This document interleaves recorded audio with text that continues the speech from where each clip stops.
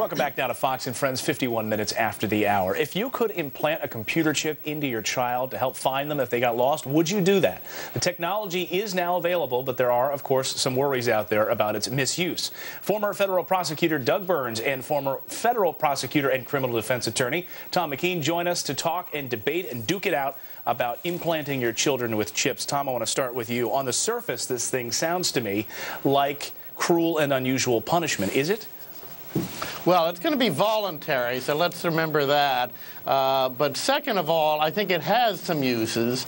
Obviously, they may need to be regulated at some point, but I don't see any cruel and unusual. It could be life-saving for certain types of people. And as we said, it may also be very useful for tracking young children or whatever, so there's a protective element involved in it. And I say, Doug, cruel and unusual because it seems to me the children don't necessarily have a choice in getting an electronic chip shoved in their body somewhere. But does Tom bring up a good point, though, that this would cut down on the amount of kidnappings out there? There's no question that in the law enforcement context, the real tragedy is kids are missing, and you want to track them, or even, God forbid, they've been killed.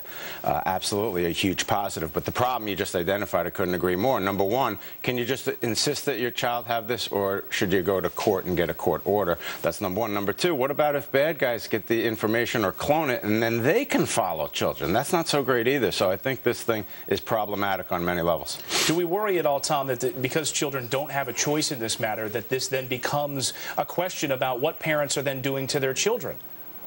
Well, there's always a risk when you have parents, if you will, making the decision for the children. But we have vaccination. We do a great deal of things for children for their benefit. And I don't think this is just limited to young children. I think that, as I understand it, medical information can be implanted on it. So if somebody's unconscious, they get the information off of the chip right away, and it may save lives in that manner. Yeah, as we were showing some shots of the actual chip, VeriChip is a company, that's one of the companies that actually has gained FDA clearance to perform this procedure.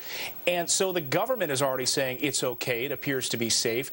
Do we just go, do we walk along willy-nilly and say, yeah, government, we agree with you here, this thing seems to be safe? No, I'm laughing because it's not hard to imagine a little bit of a science fiction movie here. I mean, they've got these chips in your arm and Big Brother knows every movement you're making. I mean, you got to be careful. Orwellian science fiction. Is that a fear, though? I mean, we worry that, we're like Minority Report, we're walking through a mall and we see advertisements pop up because we've got this chip implanted in us. I think it is. I mean, look, we already have GPS, okay? You know that I went over the Triborough Bridge yesterday. You know where I am from pinging my cell phone. So this just makes it further and further. It's a privacy concern. That's the way I see it. And Tom, do we care, though, what the kids honestly think? I mean, at the end of the day, it's the parents who have to make the ultimate decision about protecting their children. You know, they're going to get a spanking, they're going to get what they get, and parents are going to make the ultimate decision here. Do we honestly, do we care what the children think about this?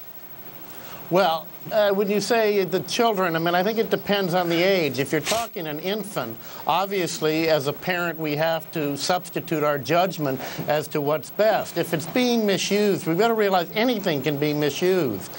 We had an airplane, used as a weapon, but that doesn't mean we don't use airplanes. There is a regulation aspect to this that's probably going to be necessary, but it seems to me that there's an awful lot of good that can come of it, and we shouldn't just cut it off because there may be an abuse sometime in the future. Well, the implant procedure itself is pretty simple. It's pretty painless. Doug, I'll give you the final word on this. Do you think this is going to be a big national story soon? Lots of parents signing up to do this? Well, if I had to predict, I think there's going to be a big time lag here. In other words, we're discussing it now, but I just don't see it realistically being implemented that quickly. We'll see. All right. Doug Burns, Tom McKean, we appreciate you both joining us this morning. Interesting debate. Pleasure. Would you guys get it? Would you get it? Would you get it implanted in yourself? For myself, possibly, but not necessarily my children. Yeah, we'll follow you around. We'll know exactly where you are. All right, thanks, guys. Well,